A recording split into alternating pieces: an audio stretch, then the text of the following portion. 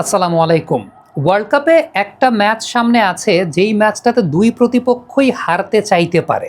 মানে হারতে চাইতে পারে ইকুয়েশনটা এরকমই যে তারা হয়তোবা ইচ্ছে করে হারতে চাইতেও পারে। কিরকম ম্যাচটা আসলে আলজেরিয়া এবং অস্ট্রিয়ার, এবং এই সিনারিওটা আসলে এরকমভাবে ক্রিয়েট হয়েছে সেই জায়গাটাতে। অস্ট্রিয়া এবং আলজেরিয়া যে গ্রুপটাতে আছে সেই গ্রুপটা হচ্ছে গ্রুপ জে। গ্রুপ জের যে উইনার হবে, উইনার তো আর্জেন্টিনা হয়ে গেছে, গ্রুপ জের উইনারের সঙ্গে মূলত খেলা হবে গ্রুপ এইচ এর রানার আপের, আর গ্রুপ জের রানার আপের সঙ্গে খেলা হবে গ্রুপ এইচ এর উইনারের। এখন গ্রুপ এইচ এর উইনার আমরা যদি পটেনশিয়ালি চিন্তা করে দেখি সেটা আসলে স্পেনই হবে, সেটা ধরে নেওয়া যায়। এখন আলটিমেটলি গ্রুপ জের যিনি রানার আপ হচ্ছেন তিনি স্পেনকে অ্যাভয়েড করতে যদি চান তাহলে অস্ট্রিয়া এবং আলজেরিয়া ম্যাচটা আসলে দুই প্রতিপক্ষই হারতে চাইবে। কারণটা হচ্ছে এখানে তো একটা ব্যাপার আছে, যেহেতু 48 দলের ওয়ার্ল্ড কাপ, বেস্ট 3 মানে 3 নম্বর যে দলটা থাকবে তাদের মধ্যে বেস্ট 8টা 3 নম্বর দল তো পরবর্তী রাউন্ডে যাওয়ার সুযোগ পাবে। সো আলটিমেটলি এই গ্রুপের অবস্থাটা পয়েন্টে আসলে এরকম আছে যে এই গ্রুপ থেকে একটা টিম 3 নম্বর দল হিসেবে পরবর্তী রাউন্ডে যাবে। সো 3 নম্বর দল হিসেবে যেহেতু পরবর্তী রাউন্ডে যাবে, সমূহ সম্ভাবনা আছে, সম্ভাবনাটা অনেক বেশি। সো আলটিমেটলি হয়তোবা তৃতীয় যে দলটা যাবে সে একটু সহজ প্রতিপক্ষ পাবে স্পেনের চাইতে।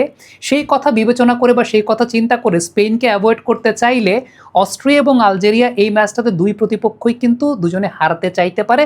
বিশেষ করে অস্ট্রিয়ার সেই সম্ভাবনাটা বেশি, কারণ অস্ট্রিয়ার যে এই মুহূর্তে গোল ডিফারেন্সটা আছে সেই গোল ডিফারেন্সটা কিন্তু 0, এবং অস্ট্রিয়া যদি ন্যারো ব্যবধানে অর্থাৎ 1-0 ব্যবধানে হারে তাইলে পরেও খুব মানে তাদের বাদ পড়ে যাওয়ার একেবারে সম্ভাবনা নাই। তারা 3 নম্বর দল হিসাবে যাবে এবং 3 নম্বর দল হিসাবে অপেক্ষাকৃত স্পেনের চাইতে একটা সহজ প্রতিপক্ষকে তারা পেতে পারে, এরকম একটা ব্যাপার। যেখানেই অন্যায় অনিয়ম সেখানেই চলুক প্রতিবাদ। অ্যাটম খাও, চাপার জোর বাড়াও। অন্যদিকে আলজেরিয়ার ক্ষেত্রে ব্যাপারটা আবার একটু ভিন্ন। আলজেরিয়ার গোল ডিফারেন্সটা -2। সো আলজেরিয়া যদি এই ম্যাচটা আসলে ন্যারো ব্যবধানে হারেও সেক্ষেত্রে গোল ডিফারেন্সটাও কিন্তু হবে -3। সো আলটিমেটলি তখন আলজেরিয়ার পয়েন্ট ভালো থাকলেও গোল ডিফারেন্সে ওই বেস্ট 8-এর মধ্যে 3 নম্বর দল হিসেবে যাওয়ার সম্ভাবনাটাও কমে যায়। এটা প্র্যাকটিক্যাল সিনারিওর জায়গা। সো আলটিমেটলি এই ম্যাচটা আমার কাছে যেটা মনে হয় যে আলজেরিয়া হয়তো বা জিততে চাইবে পরবর্তী রাউন্ডে যাওয়ার জন্য, কিন্তু অস্ট্রিয়া চাইলে হারতেও পারে বা অস্ট্রিয়া হারতে চাইতেও পারে টু অ্যাভয়েড স্পেন। কারণ আলজেরিয়ার একদিকে হারলে পরে বাদ পড়ে যাওয়ার সম্ভাবনা থাকে, কিন্তু যদি অস্ট্রিয়া ন্যারো ব্যবধানে হারে অস্ট্রিয়ার বাদ পড়ার সম্ভাবনাটা আসলে নাই। সো আলটিমেটলি প্র্যাকটিক্যালি অস্ট্রিয়া হারতে চাইতে পারে টু অ্যাভয়েড স্পেন, কারণ যদি সেকেন্ড হয় তারা এই গ্রুপ থেকে তাহলে স্পেনের সাথে খেলা পড়ার সম্ভাবনা আছে।